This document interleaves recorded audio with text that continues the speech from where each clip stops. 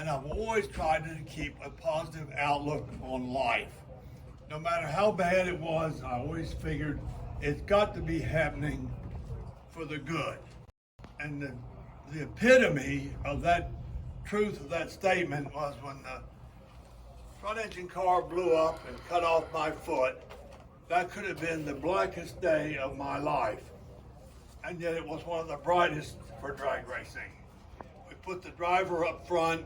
They'd killed 6 pump-fueled dragster drivers into 2 years leading up to that accident, and I came that close to being number 7.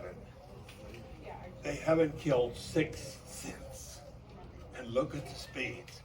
So that just goes to show you everything happens for a reason. And so a lot of people say, if you could change it, would you go back? Because I know exactly what happened. I know what I could have done, and it wouldn't have happened. I'd be scared to death to do that for fear it might disrupt the time continuum of what's supposed to be happening. And it could cost a lot of people their lives to change that event. And probably I'd have been killed then later in one of the damn things because they were so dangerous. So with that being said, we'll get right on with is the person here, this is the guy that... Me. I don't generally do this, but you guys are all special. You paid a lot of money for this, so he has a couple of questions that he wanted answered. He said, this is really, I do have it. If I could change one thing in drag racing, what would it be? I'd put the top fuel in the funny cars back to quarter-mile racing, and I'd restrict the motors more. The motors are restricted now tremendously. They don't do whatever they want to do. So we just tune them down a little bit. Get these cars back to about 300 miles an hour and a quarter, then they'd be fine for the distance we have. And the spectators would be so happy because that would put the times back up into the 4-second, the race, instead of 3.5 or 3.6 seconds. It's just not enough race. That would be my big change. I pray that the Don Garlits Museum will continue on. It's a nonprofit organization. It's run by basically my family, but there's several outsiders. There's 7 people on the board that control it. There'll be no auctions when I die. The facility will continue. We've saved a lot of money. We have money in the bank in case there's something goes wrong, we can operate. During COVID, nobody was sent home. Everybody stayed and worked. We just cleaned up stuff, even though the government closed our doors for a month. But we were able to do, that wasn't a problem. So, but the last question is kind of different. I have a really good memory, and to prove that, I can put a date on a certain thing that happened.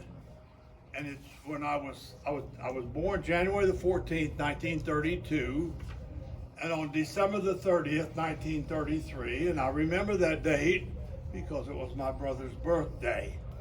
That was the day he was born. And I would have been 1 year and almost 2, lacking 15 days. And I was playing in the front yard, and my mother screamed at me, "Run down and tell Miss Jellison to call the doctor, the baby's coming." I was still in diapers.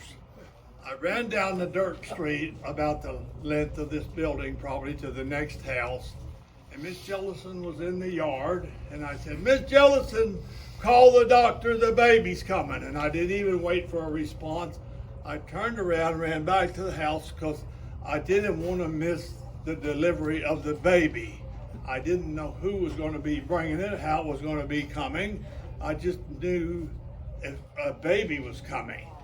And so I run in the house, and when I get into the house, my mother has removed all the bedclothes from the big bed. It's a 1-room cabin about the size of from this wall, maybe to that purlin, and over to about here.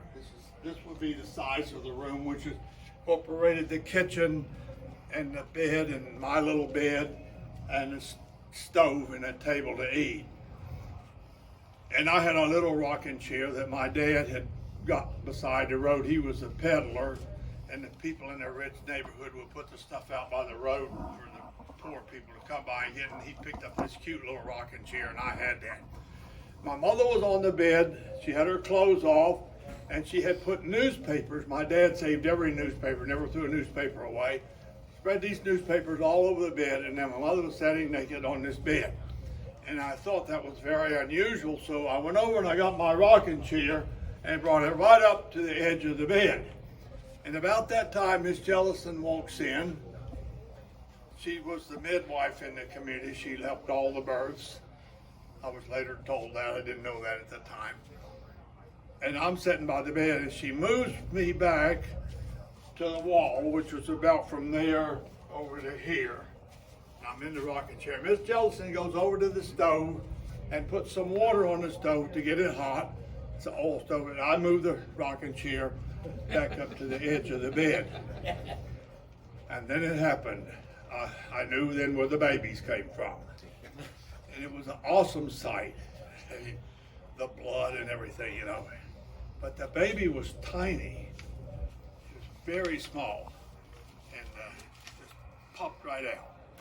And it was blue. And about 2 or 3 minutes later, the doctor walks in the door, and he walks straight over to the bed.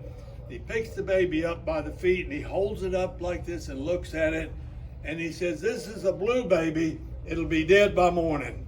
And just kind of not laid it down gently, just like that on the bed. And I'm sitting right there in my rocking chair watching it. Miss Jellison says, "The baby will not be dead by morning." And he said, "Well, if he's not, call me and I'll give you a formula for him." Because I didn't know what that meant, but now I know, you know, Mom's milk, he was real early and Mom's milk hadn't come in. So Miss Jellison goes out into the community and comes back with an armload of hot water bottles. And she puts hot water in these bottles and puts them in the bottom of a bushel basket. My father's at work, by the way. He's not there. And she puts some towels on top of the water bottles, and she lays the little baby in the bushel basket. And I stand up over the basket, and I never take my eyes off the baby holding the basket. And that's the last thing I remember. And until the next morning, I wake up, I hear the baby crying. I run from my little bed over to the basket, and I look in, and the baby's squirming all around. It's pink and it's crying. And Miss Jellison had been sleeping in a chair, and that woke her up, and she immediately got up and got the baby and held it, and then she put the baby back in the bed, and she went down and called the doctor for the and that's about where the memory. I don't remember what all I did after that, but I mean, and of course he lived to be about 88. He was a Marine, tough guy. And, so that's the baby. What a story. That puts my memory under 2 years of age, very distinct and very clear memory of what I saw that morning. And, very interesting. Anyway, my career, most people know about this car here. This is the car that set many records. First car over 170, first car over 180, first car over 190. Not the first car over 200, but it did go 200 eventually. But this is not where my career started. A highlight of my career moves over to this flathead dragster.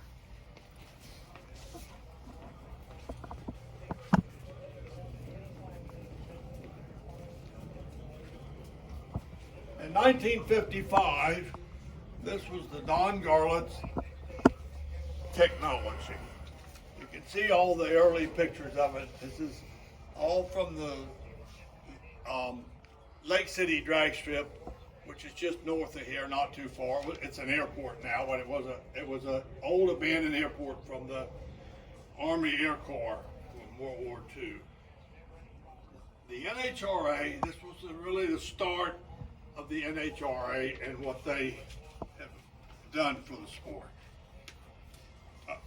They decided they were going to have a national event at Great Bend, Kansas in September of 1955, and they were going to start out in California in the spring, and they were going to go on this tour. They called it the Drag Safari.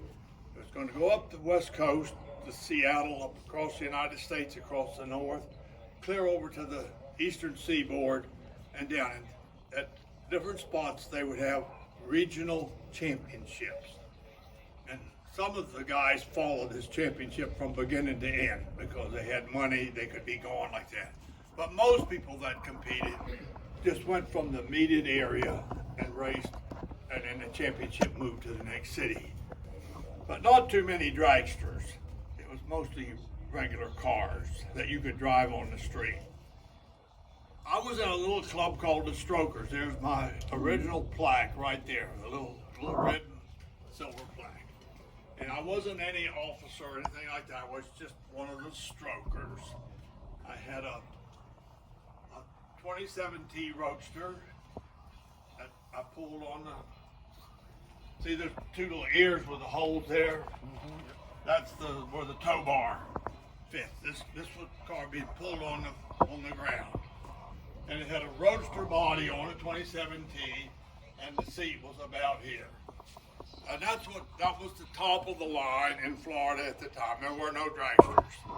But I knew that there would be dragsters at this event because they would be coming out of the eastern seaboard.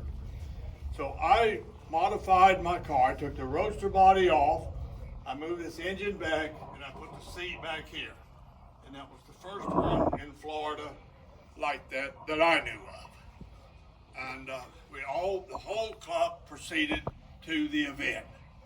And I couldn't go on Friday because I was working at a body shop, and the body shop works 5.5 days.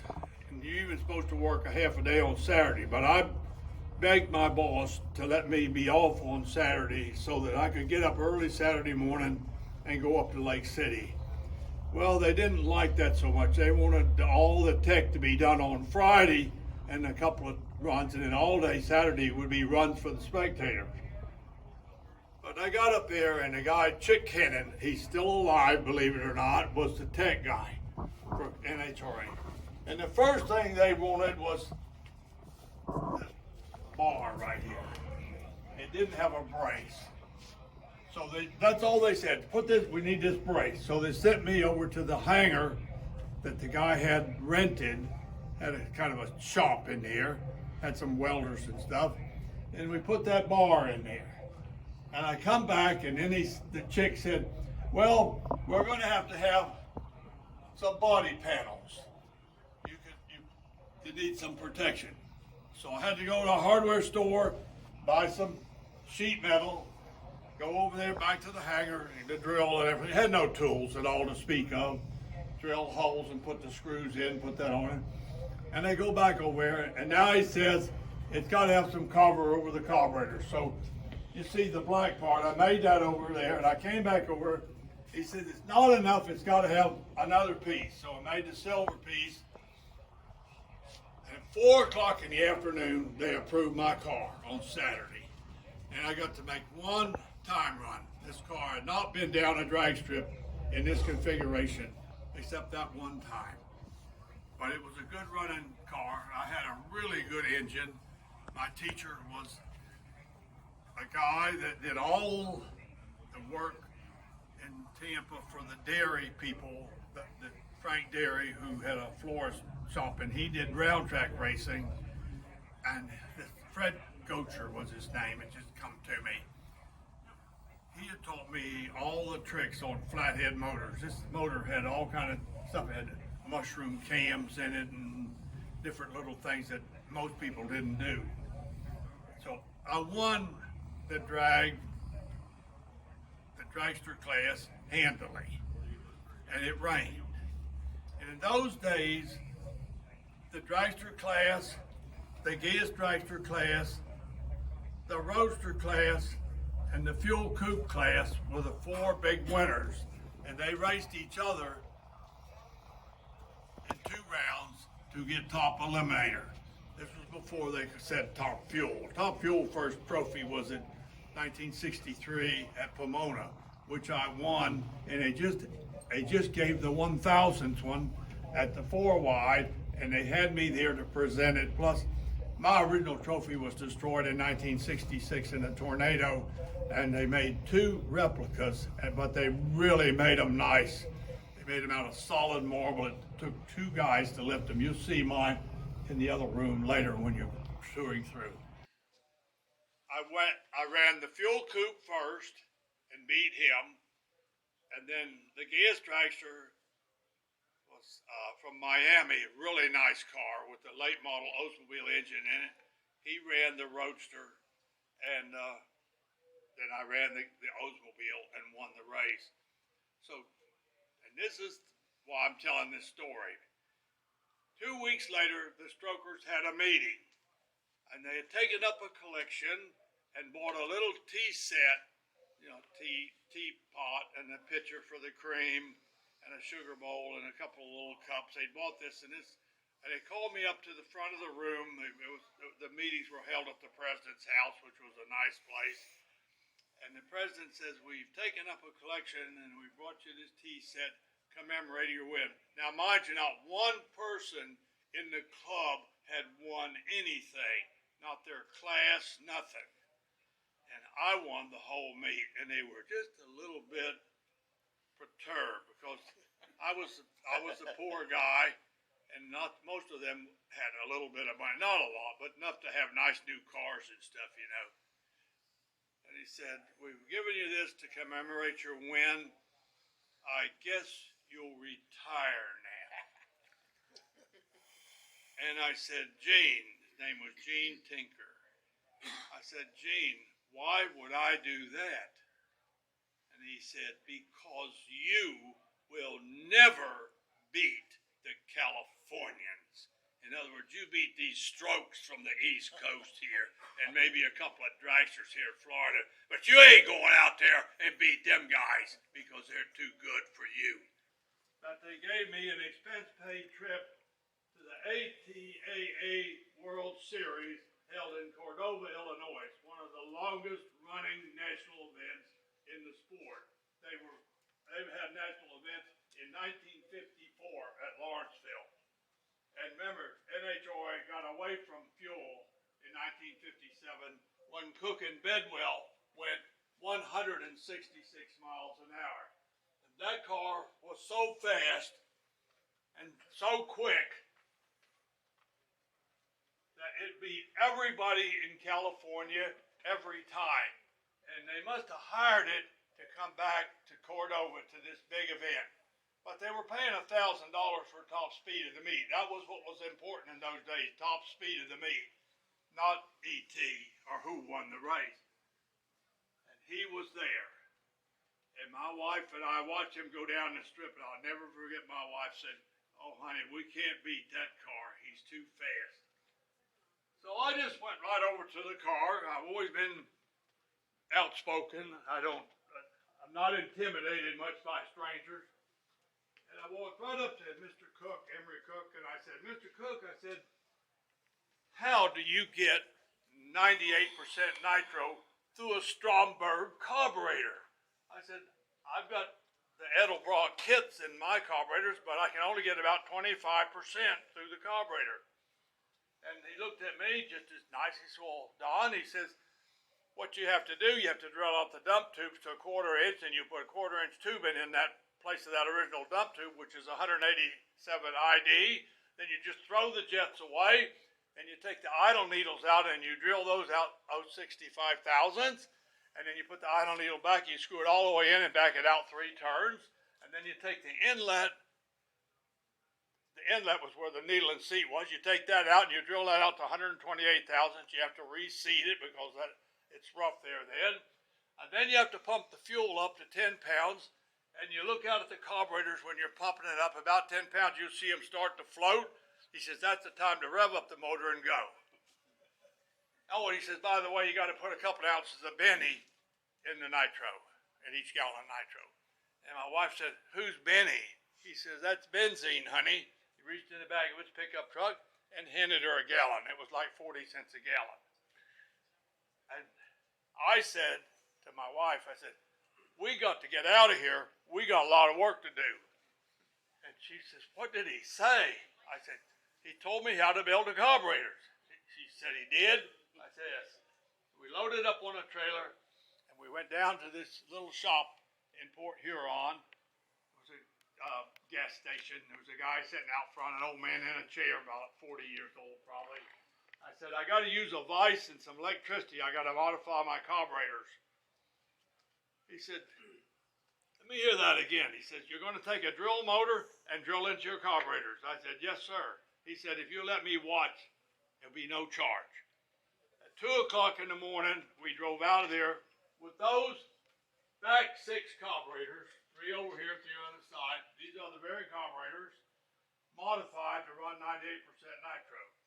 We got to the drag strip, and it was time to race. And in those days, the promoter or the president, in this case it was the president, Jim Lamona, paired the cars, not your ET. They just paired to who you want. So naturally, they gave me to cook because I had only run like 145 miles an hour, 10.5 seconds, and he was running in the low 10s, 165. So that assured them that he would advance around at least. And my wife said, "Why did they give us the fastest car here? Why couldn't they given us one of the cars more our speed?" I said, "Well, they want to make sure Mr. Cook goes on." Anyway, we lined up. I did just what he said. I pumped up the fuel. You can see the, you can barely see it there. I had the pump on the cow. You can see it better here. See here? See the pump right there. I pump up that fuel. I see the carburetors getting ready to fly. Give it a couple shots. The guy pulls the flag. We're going. The car ran 9.96 seconds. Low ET of the event. And of course, it outrun Cook with his 10:01 or 10:02. We come back up the return road, and Jim Lamona, the president of the ATA, met us at the head of the return road and said, "In all fairness to the world champion, we'll have to see that run again." So we ran him again and outran him again. It was the best thing that ever happened. We didn't win the meet because it spun a bearing, in the next round because the motor wasn't really set for 98% nitro. But I learned how to fix all that later. But those 2 runs were a pivotal point in my life. I come back home here. I'd seen all these cars from California. It was just all over the United States were there. I looked at all of them, and I said, "This is what we have to do." Now, you don't see much change here, but I modified the car to look like this. But the big change was the fuel system. I went into my fuel system. It's all, you can't see anything in there because it's all hidden. Have great big hoses like this running from the tank to great big shut-off valve and into a great big fuel block that all those lines come out of. So that means when I'm going down the course, I had noticed that all the fuel cars went down the course, and about the middle of the course, and I figured if you could get that out of there, it must be starving for fuel. So by increasing the volume of the fuel, they were all running their fuel block off a little 1/2-inch hose, and then running 6 3/8 hose out of that. That ain't gonna work. A 1/2-inch hose cannot supply 6 3/8 hoses. But I had this great big line supplying 8 hoses, because in the meantime I got the idea I was building an 8-car manifold, which was nobody had done that yet. And Wine called me on the phone. I mean, Phil Wine, the actual Mr. Wine. He said, "Somebody told me you're making an 8-car BUFAB manifold. Crowder would make the kit that you welded in." I said, "Yes." He said, "If I cast you an aluminum one, would you run it?" I said, "Of course." There it is. That's what he cast me. That's the very manifold on there. They only made about 5 of them because just about then everybody started putting blowers on. But anyway, on December the 8th, 1958, this car, looking in this configuration right here, went 180 miles an hour at Ocala, Florida in 8.52 seconds. And Drag News immediately outlawed concrete drag strips and said that would not be the 1320 record. It wasn't fair to the guys on asphalt. So the record never stood. But they put it on Drag News anyway, the speed and ET. But I knew the car had went that fast. So in 1990, I had this car on tour. And I took it to Bristol, Tennessee. And in Bristol, Tennessee, they didn't spray the whole track. There was a big lane about this wide right here, all the way down on each side that was not sprayed. See, this car can't run on spray track. It wants the normal asphalt. So I told the track promoter, the body's all new.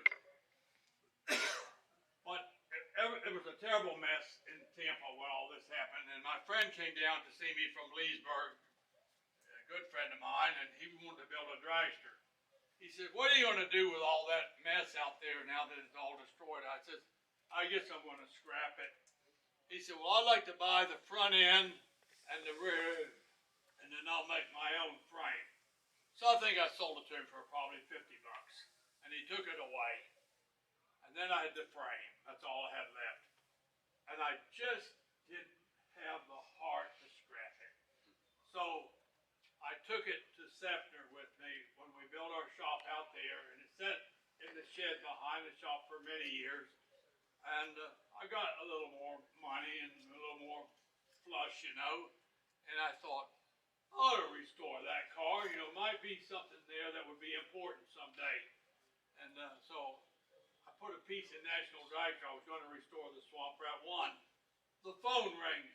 It's Bub Klinger from up here in Leesburg. He said, how would you like to have the front end and the rear end and the wheels and tires back for your car? I said, you still have them? He said, I do. He said, they're right out there in my garage where I unloaded them out of my pickup truck. I never used them. I said, oh my God, what do you want for it? Oh, he said, they're just yours. Come and get it. So there it is, the original tires. He had the tires, the wheels, all the front end pieces, all the rear pieces, all this. We had to replate it, but it made a real easy job. It really got me excited about restoration. And I made my first run at Indianapolis in 1979. I just made a kind of an easy run, 165 miles an hour down the track. And of course, they didn't like that either, but because Wally was there and he was having a good time with it, they didn't chew me out for that. But then when I went to 180, they did chew me out for that one. So let's go on back here into the shop.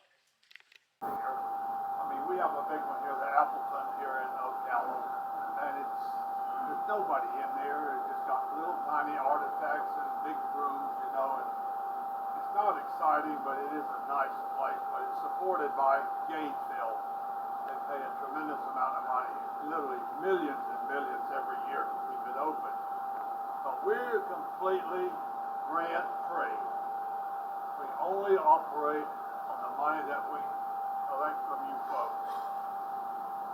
And the museum hasn't always been here. It's been here 40-some years, but it started in Sefner. This is my Sefner home. This is where I was raised as a kid. And my mom and dad got divorced in 1941. And we moved away. My dad gave her money, and she went with her new husband. And they started a dairy. And I went with them and my brother. And my dad stayed here. And when he died in 1966, the same year of the tornado, he left me this property. And there's a lake back there where my brother and I would swim. And we went there, we tore all the old buildings down, it was all termite and everything. First thing that was built this garage, because we had been in Detroit for 50 years. And I'll tell you, a lot of fancy cars were built in this car. This is Swamp Rat 11, shave my beard. So I'm going to go 6. If I didn't shave, or if I wasn't going to go shave until I went 6. And Tom McHugh told me, old man, when you go 6 seconds, that beard will be snow white, you'll be tripping over it. I beat him in the very race that he said that. Swap Rat 13, it blew off my foot. Swap Rat 14, the first engine car. Also Swap Rat 22, the car that held the record 250 miles an hour for over 7 years. Another outstanding, or nobody's ever held a record that long. And then of course we tore the old house down. We built this beautiful California ranch style house in terracotta. That roof, the material cost $4,000 in 1967. Now, you couldn't build this house now for $500,000, just the material wise. Anyway, 65 fruit trees, citrus trees that my mother and dad planted. This was just woods when they moved there in 1927. So,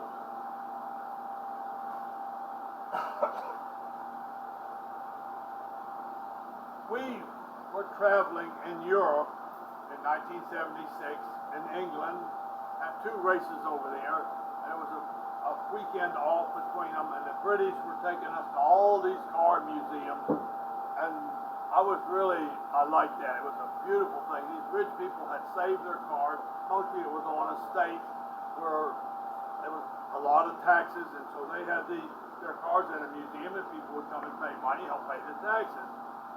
And that's where we got the idea to have a car museum here, because the taxes had got pretty high here on us. And in the meantime, this 16-acre piece next door to us had become ours when the man died, and the old lady wanted to go live with her daughter in Jacksonville. And she came over and said to me, "I'd like to sell you this 16 acres. I said, "What do you want for it?" She said, $38,000. That gives you an idea what's happened to the money. I mean, $38,000 will buy nothing like that today. So when we saw these museums in England, we got the idea to build one here. So we put up a 15,000 square foot building here in 1976 and formed the nonprofit organization. And for 6 years, we never had any paying customers. We had lots of free people, the friends, the relatives, the racers, the sponsors, the journalists, the writers. But nobody came and just paid money to see the cars. And my wife, who was a comptroller, who had been the comptroller in the business that we opened in 1956, says to me over coffee right inside that window, "What are we going to do with that white elephant when you can't race anymore and support it?" And I said, "I thought we'd just move it up to the interstate," which was Interstate 4, just about 5 miles away. And my wife said, "What interstate?" I said, 4. She said, "That won't work." She was real smart. She said, "That's where the people who live in Orlando, work in Tampa, or live in Tampa, work in Orlando, and they cross each other twice a day.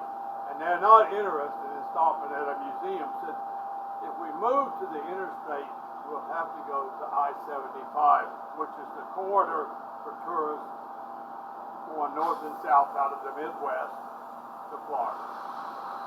So we started looking. We were still racing. Started looking. And we found this piece of property in Brooksville. A Brooksville exit.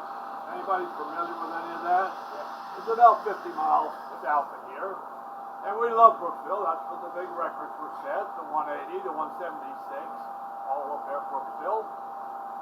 And as we went over the overpass, it's all new now, it's changed. But when you go over the overpass, you can see it had a big sign on it for sale. You could read it from the interstate. So I figured it was close enough. So about January the 15th or 16th, 17th of 1982, we go out into the office. The office was right in here. And I said, "If we don't get that property pretty soon, we won't be able to make this move. I just turned 50. How long am I going to want to do anything?" She said, "That's true." I said, "How much money do we have?" Remember, she was a comptroller. In about 5 minutes, she said, "We could write a check for $80,000 and still have enough money in the racing account in case something happens." And let me tell you, something's always happening in racing. I said, "Good, let's go get that property." So we get in our car, we drive up to Brooksville, and thank God, the guy wanted $250,000 for that piece of dirt. I couldn't believe it. He told me, he says, you're fixing to get an education on what property is worth on this interstate. So we got a real estate agent, and we tramped around there from Lake Pennsauken all the way back to Brookville all day long. And it's getting dark, and we not found one piece of property that was big enough. We were shooting for 16 acres, close enough to the interstate, or that we could afford. Now, mind you, we never bought anything on credit. You can believe that. Never bought a car, never bought a house. My first house, I built it myself. Had $1,500 in it, dried in. In those days, you didn't have to have a certificate of occupancy. We finished the house while we lived in it. It's still down there. Anyway, we were kind of disgusted, what do you want to call it, depressed. We're headed home. I said, honey, let's stop here in Brookville. There was a Holiday Inn there at the time, at the exit. Let's get a room and let's go further north in the morning. So we did, got a room. And we got down on our knees and we prayed to God about this. We said, Lord, this is a major, life-changing event. We should have talked to you first, but we didn't. Please forgive us. We're going to go look one more day. And if your will that this museum be moved and we move out of this beautiful home, you'll show us the property. If we look all day tomorrow and we don't find the property, we will know we're not supposed to move and we'll never trouble you with it again. Amen. Got up the next morning, the next exit was the Wildwood, which is the next exit down here. We drove off there and drove down. There was one piece of property about a good half a mile from the interstate. It was $350,000. This was the next exit. Off this ramp, right out here, this was totally undeveloped, this intersection. And here was this big piece of property with some trees down there. Most of these trees that you see here, I actually planted them myself. But then my wife just got giddy. She said, oh, we can put the museum right there. She's pointing to about where we are right now. I said, honey, I don't see any signs. Don't get too excited. So we drove around to where that gate is on. This road goes out, and that's why that gate's right there. That's where we parked the car. I got out of the car, went down to the ditch. I'm going to pace it off to see how big it was. It just so happens that's a rectangle, exactly 16 acres. That's what it is. I didn't know that then. I knew it was big enough. And when I got down in that ditch, there was a tiny little sign under a bush. It was about the size of this super saw. And all it said was for sale and had a phone number.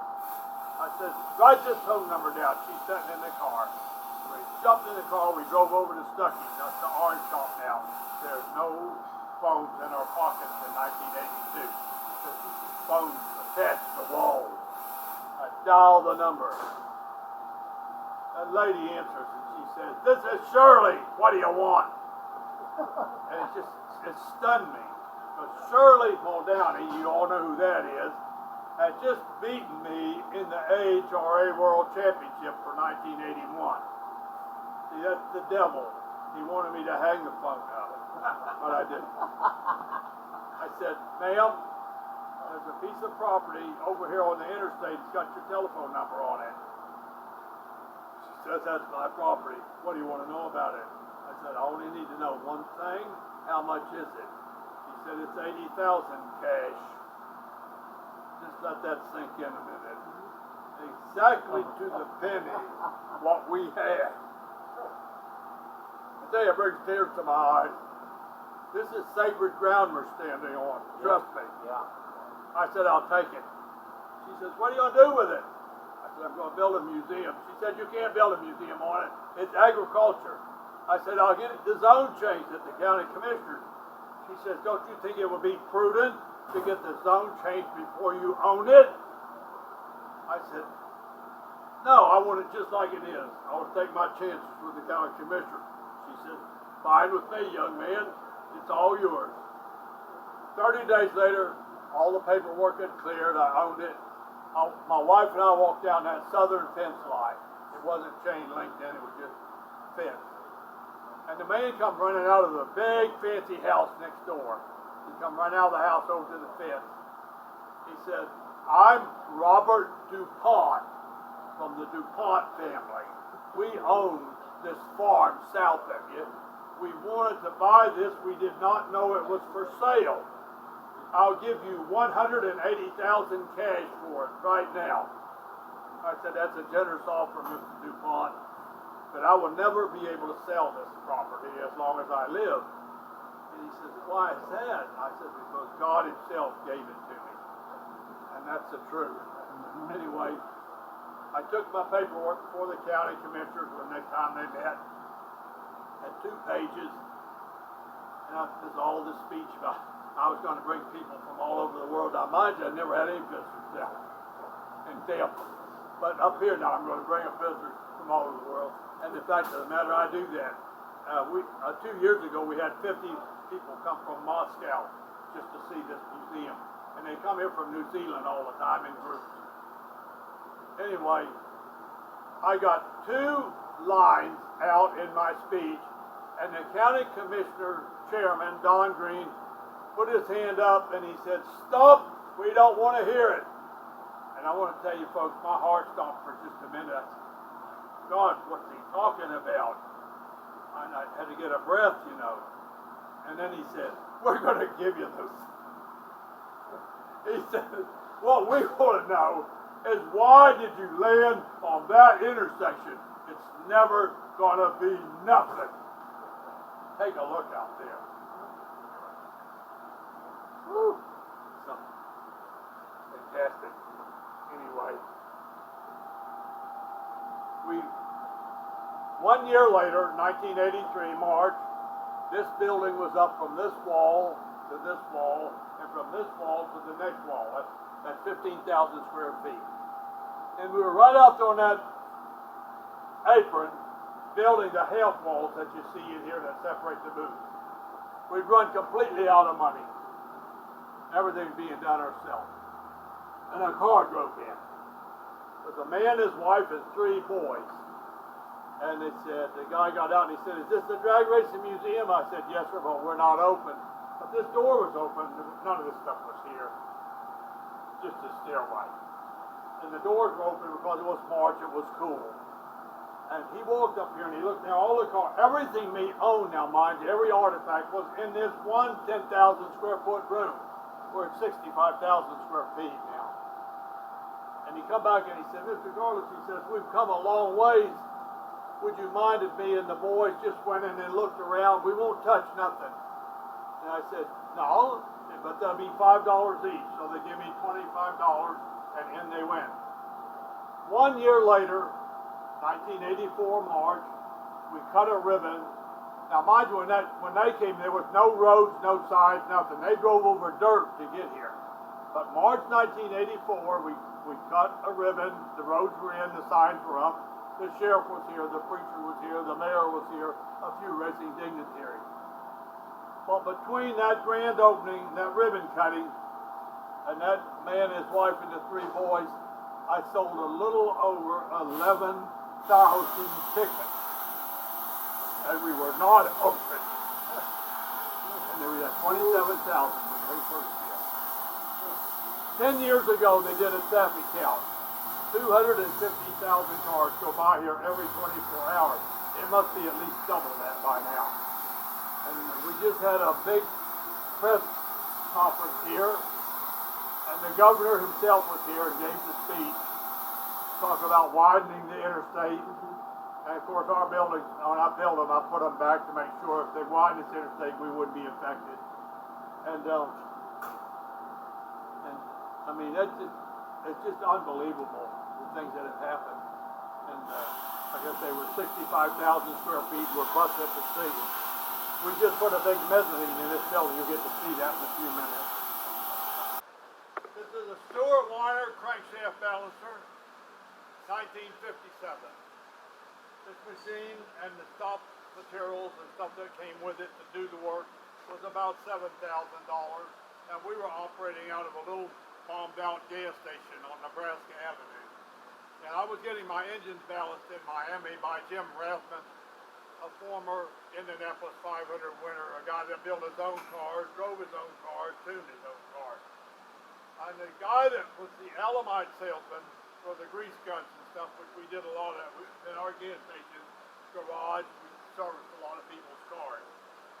And he told me where this balancer was in Miami. He says, but Mr. Rathman doesn't balance for the general public, but he might balance your engines for you.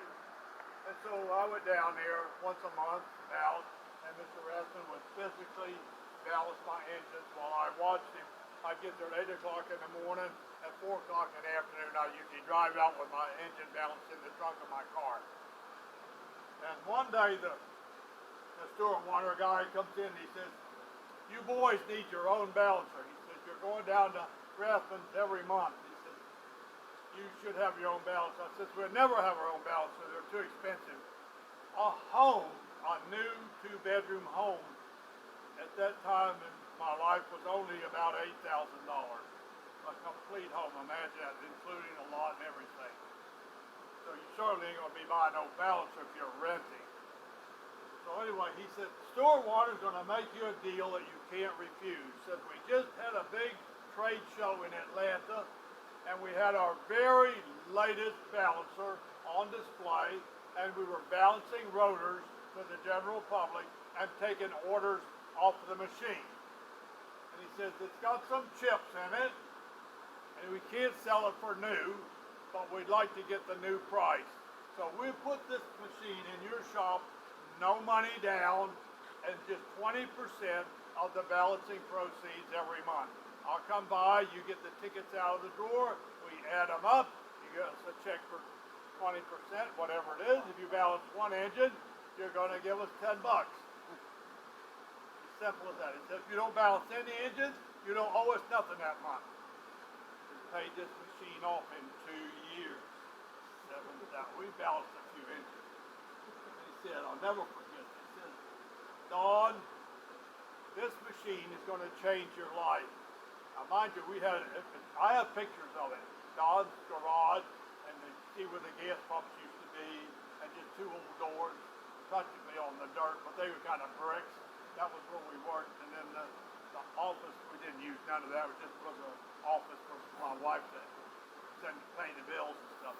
But the people who was originally there was living quarters upstairs, but it was too dilapidated, you know. That was the way it was done back in the 30s. They lived on the site. He says, they customers are going to come from all over the southeastern part of the United States to get their engines balanced. You will be the only balancer in this part of the country commercially. He says, I predict within 5 years, you'll have your own shop, you won't be renting, and you'll be Don's Feed Shop. Riley missed that a little bit. It was only 2. Wow. And we were down the street, up and running. I'll never forget. I said, there's nothing wrong with that machine, is there? He says, no, Don, it's a fine machine. It's going to give you years of service. 1957. Where was Here that it is. It's 2025. It works just as good today as ever. It was built in Chicago by Americans. It wasn't built in China. That stuff that comes out of there is just... That China cost me the world record. The first car over 200 with batteries. We warmed up at 189 miles an hour, which was a new world record. Then we turned the batteries up to go to 200, and a damn hub broke. That was welded with eutectic welding rod. The best welding rod in the world, I thought. We'd used it from way back in the 50s, making drive shafts and all this eutectic on that swamp right one in the drive shaft. Never had a bit of trouble. Just sheared the weld on the hub. I come back here, we took it apart, I took a file and run it. it was like butter. I called up the welding supply. What's the deal here on this welding rod? I said, well, here's the number to call it. You texting. I called them up, and they said, oh, we're so sorry, Mr. Garlits. We've had a lot of trouble with that rod since we outsourced it to China. That's all you have to say. They're not our friends. Anyway, this is a very sentimental thing right here. Let's go over here to the swamp rat 12.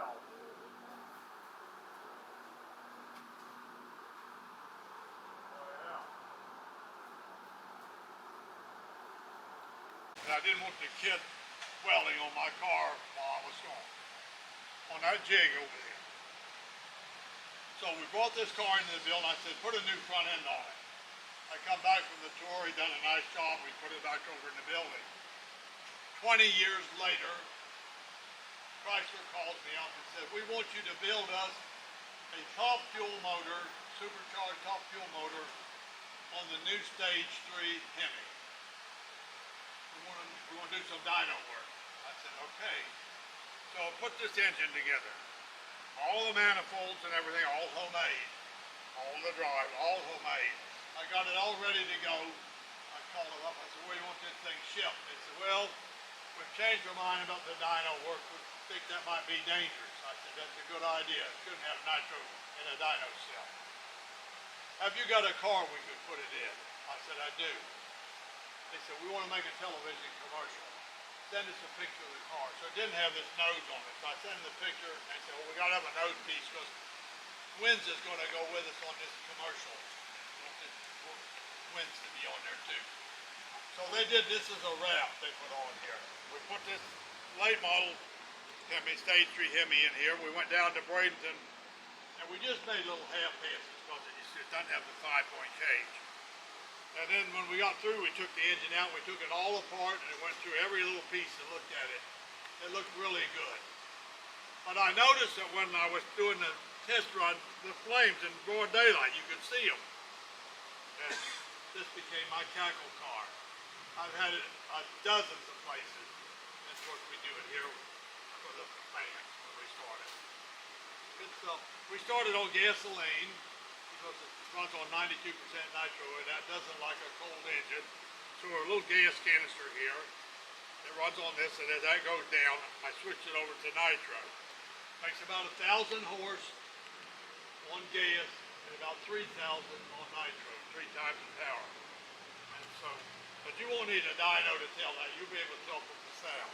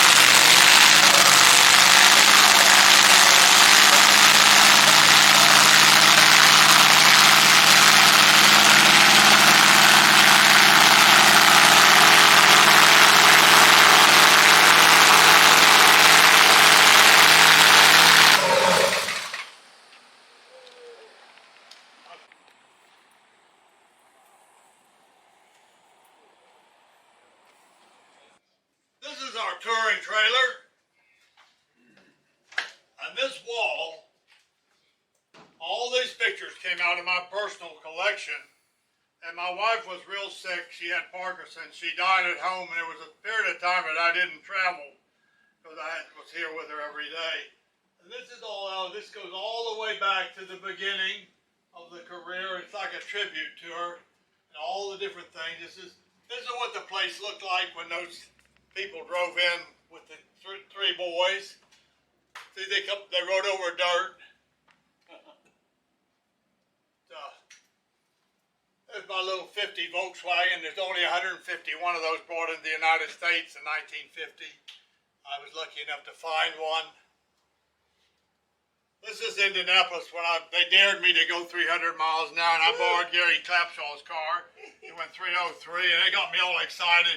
And so then I got my car out of storage, the Swamp Rat 34, and I drove it 323 miles an hour. There's I getting Brandon Bernstein off the line at Atlanta. There's my wife. She's getting sick now. And then she said, why don't you get a super stock? Because she didn't want me to drive the top fuel cars anymore, so I got a super stock. I had a good time with that.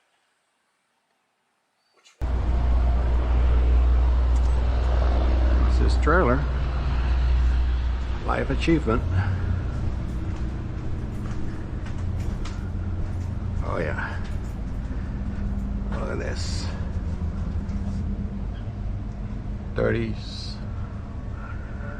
50s, 60s.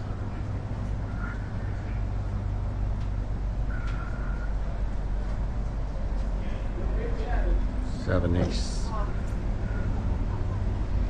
The old museum, 80s, 2000 is back. 2002. This is why we have the electric car. This is what got me started. This is an electric, actually a glorified go-kart. And there's the controls right there. This was built for Daryl Gwynn. See the hose clamps? The roll cage snaps off. They built this car in secret. At the 2000 U.S. Nationals, they rolled it up on the starting line on Saturday night with a tarp over it. Then they brought Daryl Gwynn up in his wheelchair. They took the tarp off and showed him. Then they helped him out of the wheelchair and then set him down in here. And he pushed the thing forward. He went down the Indianapolis racetrack, 20 miles an hour. There wasn't a dry eye in the house. And Daryl came to me later and says, why don't we build two of these cars to look like our 1986 cars that we competed for the World Championship, and then we'll raise money for the Spinal Cord Injury Foundation. Right here. I said, it sounds like a good idea. So we built these two cars. They would run about 100 miles an hour. But Daryl couldn't control it with this, what I call a little joystick. Up over 30 miles an hour, he'd get off the dragster. So we kept taking the batteries out. That's how we detuned them. So we got him down to about 32 miles an hour, and he was good. We could race. So we ran the circuit. And this, by now, it's like 2003, 2000. It was after I had the fuel dragster. I raised over $1 million for the foundation. And then we took the cars to Barrett Track and sold it for $250,000. And mine is up in Tennessee. God says he's going to give it back to me, but I haven't seen it yet. I hope he does. But I said to the guy that built them, Mike Gary, I said, Mike, how fast do you think we could have went if we took the gloves off? He said, you know, we might be able to go 200 miles an hour. The Swamp Rat 37 was born. You'll see it's in the other building over there, and they put the dragster. And we raised the record from 156 incrementally up to 185.6 with that car. But it was 2,300 pounds, very heavy. And I'm thinking, it was an old top fuel car. I thought to myself, why do we need anything like that? My Swamp Rat 14 went 240. We just built a car like that and put the batteries in. That's what you see over. That's built like 20 by 14. So that should be good. And we raised the record right to 189 first time out. And like I told you, the hub broke. So then I throw all that crap away and I put an automotive rear in here, narrow like in Swamp Rat 34. That should be a real good combination. This is the newest thing here. This is electric. That's a 1,500 horsepower motor, electric motor.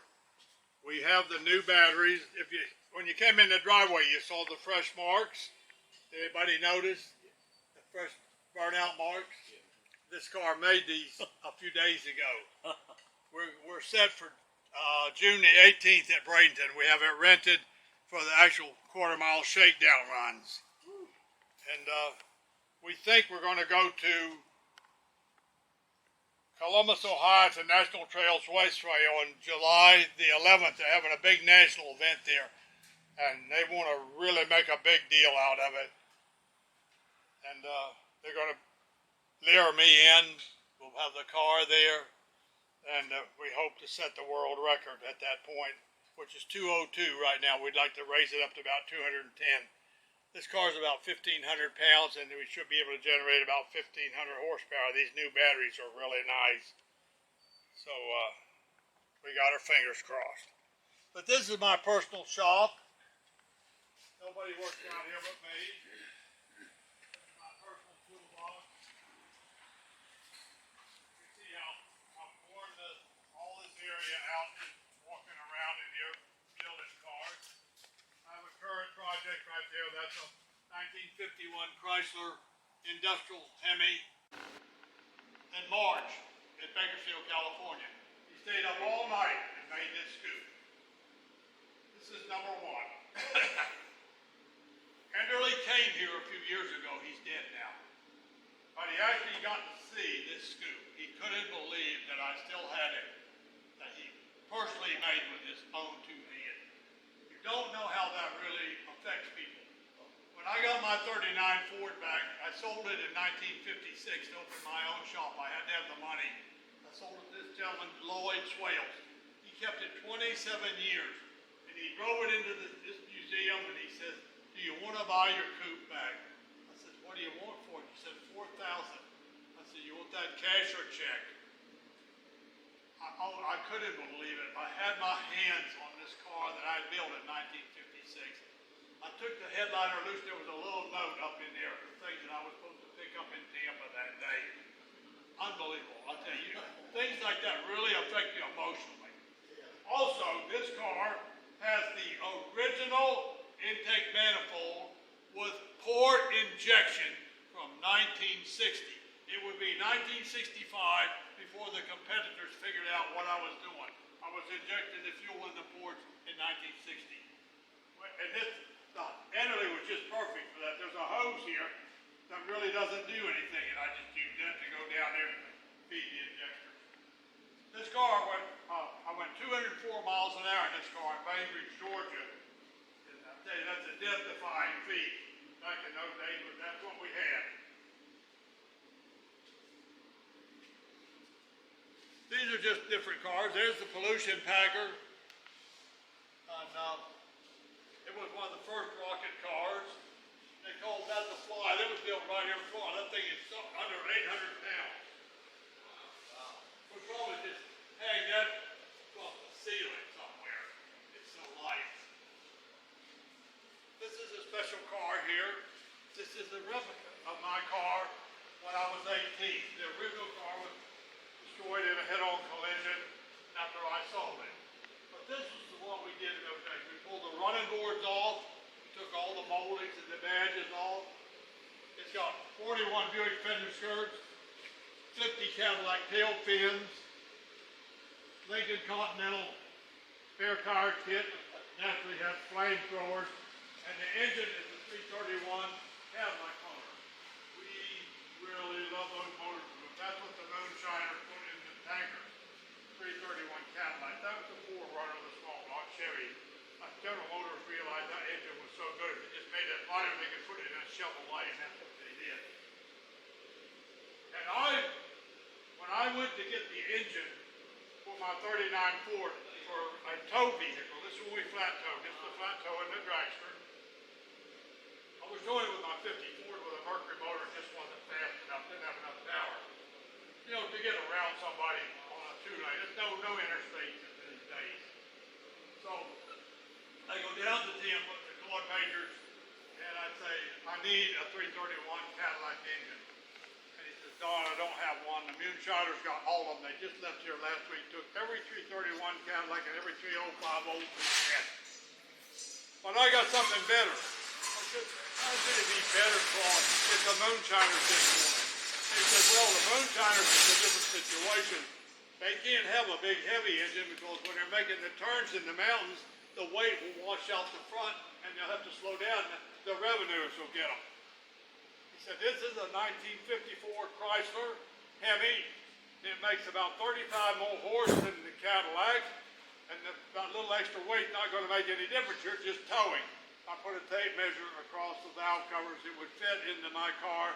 And $450 later, I had it in my car. And I'll tell you, it was one of the best things I ever did. But I still didn't realize how important the engine was for racing. I thought it was just a good tow motor. But it was at McDill Field when it happened. The major that ran the base at McDill Field was a good friend of the hot rodders. And he built a set of clocks, ET and speed, and he would let the hot rodders come out to the base one day a month. And there's a perimeter road around McDill Field, which is still there. And he set the clocks up. It was a big, long straightaway. And he set the clocks up, and you get ET and speed on the same run, which was very unusual. At that point in time, mostly we just got either ET or speed. Mostly it was speed. That's all they cared about. So I made a couple of runs with my flathead. Not side by side, just time runs is all you could do. I went 110 miles an hour in 12 and a half seconds, and I broke the transmission. And I didn't have any parts. We didn't carry parts with us in those days. You didn't plan on breaking anything. And I told my wife, I said, I think I'll just make a couple of runs with the coupe just to keep me entertained. And she said, don't you break it 20 miles home. I said, I won't break it. I won't drive it hard. So I didn't go off the line real hard. I didn't speed shift. I just nice little run. That damn coupe ran 14 seconds flat, 114 miles an hour. And it weighed 3,800 pounds. And that 1,250-pound dragster was 12 and a half seconds, 110. On the way home, I said to my wife, first guy that puts one of these engines in a dragster is going to be hard to beat. She said, you better get on it. And I did. And that's what you see over there, the little blue frame. That's what I built. And that thing ran 128 miles an hour in the 10s. Wow. On alcohol. These are my two super stock cars. I did a lot of national events with this one. You see all the stickers on it. But then my wife got real sick and I got donated a couple of events with this one. This has got the aluminum viper motor. This has got the 6.4 engine in it. This was I found this at a swap meet. This is the British champion for like a modified. And I got to tell you a story about this gold car. In 1972, these guys rolled into the drag strip with this car and that big black trailer. That's a fifth wheel trailer down there. At the time, Perdone, Coletta, Calvacini, we were all there. This is Union Grove. And that big trailer rolled by us and we couldn't believe it, the size of it. So we all run down there to the bottom of the horseshoe. Anybody here familiar with Great Lakes Dragway? Nobody. Okay. It was a big deal back in the day. They had the Olympics of drags every May over Memorial Day. I attended every one of them during my career. I mean, I was a regular contestant there. Anyway, we saw this big trailer come in, and at that time, we have the little bitty trailer just hooked to the bumper with either one or two axles, but just hold the car and a motor. And Perdone saw that thing and said, what the hell was that? I said, it looked like a garage on wheels. Let's go check it out. So we go down there to the end with it, unloading, and then Tony Ruffalo, of course he recognized me, but I didn't know who he was, and he says, Big Daddy, come on, we want to show you the trailer. I said, that's what we've come to see. I said, it looks like it must weigh a ton. I always said it's a lot more than a ton. It's actually 4,200 pounds. We couldn't believe it, 4,200 pounds towing around. I said, what are you going to do? He said, oh, we've got it all worked out. This is going to be the wave of the future. We have this big trailer. We have a generator. We developed 110 volts. We have our own air compressor. It has an awning that comes out. If it rains, we can work under that. The toolboxes are in on rollers. We unstrap them, roll them out of our toolbox. We was working out in the back of our pickup truck, you know. And I said, well, it all sounds nice. I said, well, it's just way too heavy. It wouldn't work for me. And he said, well, when you have to work on your car, this is the way to go. He says, you'll be right there. Everything will be right there with you. I said, well, we don't work on our cars all that much. And if we do, we go to the motel and park in front of the room, and we string a cord out of the room, and we work on the ground. He said, those days are over. As you well know, there's no hotels like that anymore that you can even live in. And I said, no. He said, we're gonna make a fortune building these trailers. That's what we're gonna do. We're gonna go into business making these trailers. I said, Tony, that's really a bad idea. I wouldn't do that if I were you. And so he kind of got mad. He said, Big Daddy, he said, you're one of the smartest guys in the whole world about a top fuel dragster, but you don't know nothing about working on them in the pits. I said, because we don't work on them in the pits. He said, you're going to someday. He said, you will live to see the day that everybody's got a big trailer like this, and it wouldn't surprise me if even you don't get one. Well, I got mine in 1975. I waited the longest. That was the last guy to get one. So anyway, this dragster was never touched. They pulled this rig out of Union Grove in 1974 and never ran it again because this guy Ruffalo invented the carbon fiber racing bike wheel, and he made a fortune on it. And that's why everything got saved. It all went into an air-conditioned, climate-controlled warehouse, and they never touched it. And so about 20 years ago, he called me up. He said, do you remember the gold dragster from Union Grove? I said, oh yeah, I remember, the only one I ever saw. This car has $75,000 worth of gold on it, and gold was $142 an ounce. Imagine what that gold's worth today. It was $34.44 this morning. And you can reclaim it, you know. They put the part in the tank and they reverse the polarity, and the gold goes back into the salts. They put a gauge in the gold and the salts, and it tells them just how much gold got put in there. And that's why they never did anything with it, because they're always going to reclaim the gold. That'd be worth a lot more than the whole car. But he was a millionaire, so he didn't need it. It all just sat. So he called me up. He said, do you remember the gold dragster? I said, I sure do. He says, would you like to have it for the museum? I said, well, of course. I said, it's the only one like it in existence. What are we going to have to do to it? He says, nothing. It's ready to start. We just took it away from the drag strip and never did anything. So here it is, complete. Wow. A few years later, he decided they were going to get rid of the truck. The truck is a custom four-door. They built that. It's got the gold wheels and everything on it. So they took it to the tire shop. They put brand new tires on it. Then they took it to the paint shop, and the guy comes out with a little jitterbug, going to take the sides off, paint it black. And he said, stop. I can't stand it. He says, I've kept this truck all this time. Maybe Big Daddy like to have the truck too. So they sent me the truck. And then I put this building up, and a picture got in National Dragster of it. And the phone rang, and he says, do you remember the big black trailer? I said, don't tell me you still got the big black trailer. I said, I never ate so much crow in my whole life over that trailer. Every time somebody saw me in my new chaparral, they said, oh, I see. Nobody's ever going to be able to use these, are they? You know, the fuel guys really got a kick out of teasing me because I was beating them so much. They hated that. So I said, have you still got that black trailer? He says, we have. He said, it's never even been registered. We just took it from Racine to the drag strip, which is a short distance with a dealer plate. He said, it don't even have a serial number on it. I said, oh my God. And he said, if you'll put it into that building and not ever be in the weather, it's yours. I mean, God. He said, and it's all complete. He says, the toolboxes are in there, the spare parts are in there. Nothing has been disturbed because we always thought we might go racing sometime. Wow. It's like a time capsule back into the 70s, and there it is. We had to have the had to have a police come out here with the state, and they stamp the serial number on it, and then we have to have it registered, because in Florida, over 2,000 pounds got to have a title. So here it is, we got it, the original deal.